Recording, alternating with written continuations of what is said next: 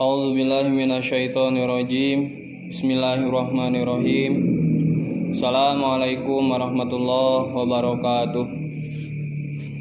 Hamdan wa syukrulillah, amma ba'du. Qala Allah Ta'ala fil Qur'anil Karim wa huwa asdaqul qailin. A'udzubillahi minasyaitonirrajim. Bismillahirrahmanirrahim. Kutiba alaikumus syiyam kama kutiba alal ladzina min qablikum la'allakum tattaqun. Al-ayah. Shadaqallahul azim.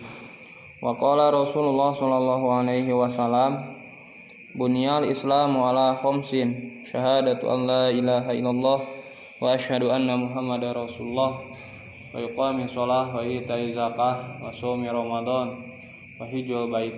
Al-hadis. Ikhwan fiddin rahimakumullah. Pada kesempatan kali ini saya akan memaparkan sedikit sejarah daripada bulan Ramadan dan hikmah yang bisa kita ambil dari bulan Ramadan ini. Allah Subhanahu wa taala berfirman di dalam Quran surah Al-Baqarah ayat 183. Insyaallah semuanya telah memaklumi terhadap ayat tersebut. Bismillahirrahmanirrahim. Ya ayyuhalladzina amanu kutiba alaikumus syiyam kama kutiba alal ladzina min qablikum la'allakum tattaqun. Di dalam ayat ini Allah menyeru kepada orang-orang mukmin agar melaksanakan puasa, di mana puasa wajib di bulan Ramadan ini disyariatkan untuk umat Nabi Muhammad dari bulan Sya'ban. Jadi pertama turunnya atau diperintahkannya Rasulullah dan seluruh umatnya, seluruh pengikutnya untuk melaksanakan ibadah shaum di bulan Ramadan itu di bulan Sya'ban terutamanya, di tahun kedua Hijriah. Jadi Rasulullah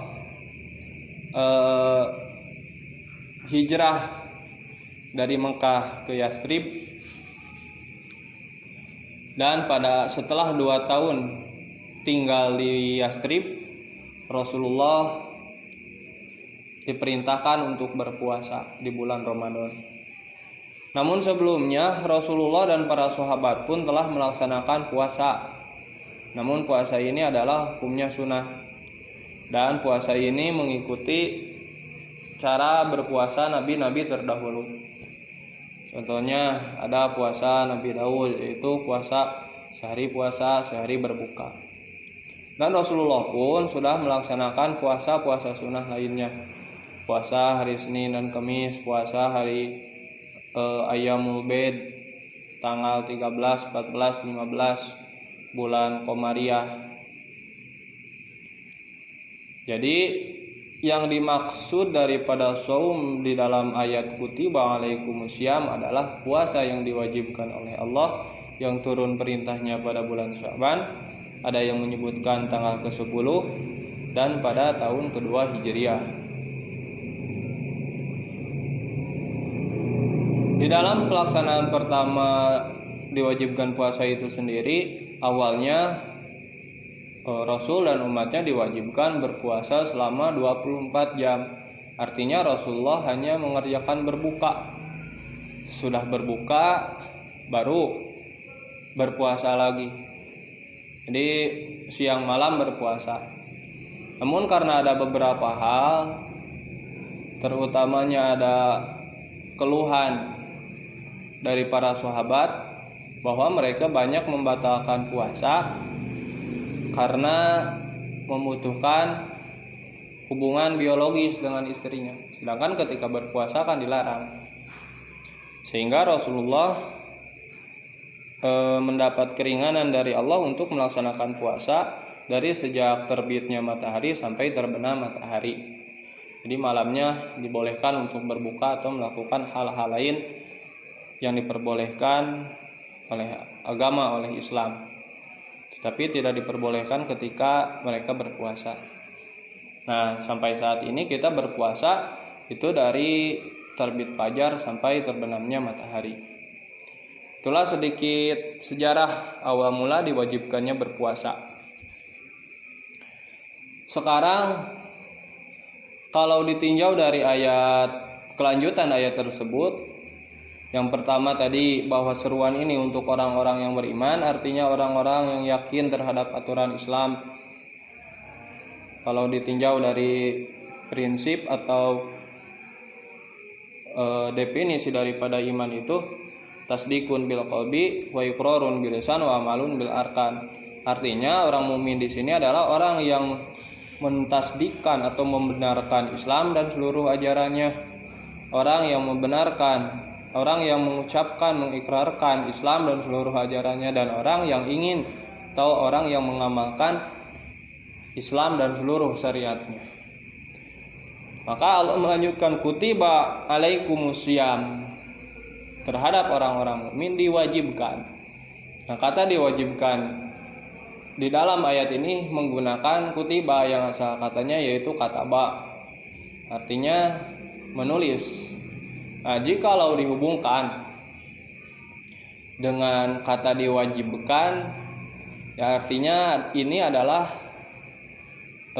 kewajiban yang telah diundang-undangkan atau hukum tertulis. Karena puasa yang diwajibkan di bulan Ramadan ini pun termasuk bagian daripada pembangun Islam atau yang bisa menyempurnakan bangunan Islam. Sebagaimana di dalam sabda Rasulullah, buniyal Islamu ala khamsin, syahadatu alla ilaha illallah wa asyhadu anna Muhammadar Rasulullah wa iqamus shalah wa ita'uz zakah wa shaum Ramadan wa hijjul bait. Al-hadis. Jadi Islam dibangun oleh 5 perkara, 5 unsur. Pertama syahadat, yang kedua salat, yang ketiga zakat, yang keempat puasa, yang kelima adalah mengaji. Nah, kita lanjut ayatnya. Ya ayyuhalladzina amanu kutiba alaikumusiyam kama kutiba alal ladzina min qablikum. Poin selanjutnya yaitu poin yang keempat, bahwa saum atau berpuasa ini telah Allah wajibkan pula kepada umat-umat sebelumnya. Artinya umat-umat para nabi sebelum umat Nabi Muhammad SAW sama telah diwajibkan. Namun dengan teknis yang berbeda. Ada yang 24 jam berpuasa, ada yang 1 hari puasa, 1 hari tidak, dan teknis yang lainnya. La'allakum tatakun. Nah, ini yang paling penting daripada inti berpuasa itu, la'allakum tatakun, agar kita menjadi orang yang bertakwa. Apa itu takwa secara bahasa? Takwa adalah al-khauf, artinya takut. Sedangkan secara istilah syariat Islam, takwa itu adalah imtitsalu awamirillah wajtinabun nawahi. Jadi orang yang bertakwa adalah pertama imtitsalu awamirillah, mengerjakan apa yang diperintahkan sesuai dengan yang telah dicontohkan oleh Rasulullah. Itu poin pertama daripada takwa. Kedua, wajtinabun nawahi, menjauhi seluruh yang dilarang oleh Allah. Sehingga kalau kita ingin menjadikan ibadah saum kita sebagai saumnya orang-orang yang muttaqin, orang-orang yang takwa, maka perintahlah atau laksanakanlah puasa ini sesuai dengan yang diajarkan oleh Rasulullah. Yang kedua, jauhilah apa-apa yang dilarang.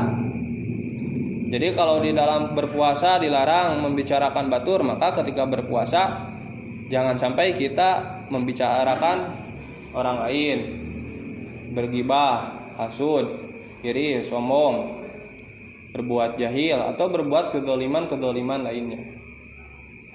Untuk apa? takwa ini.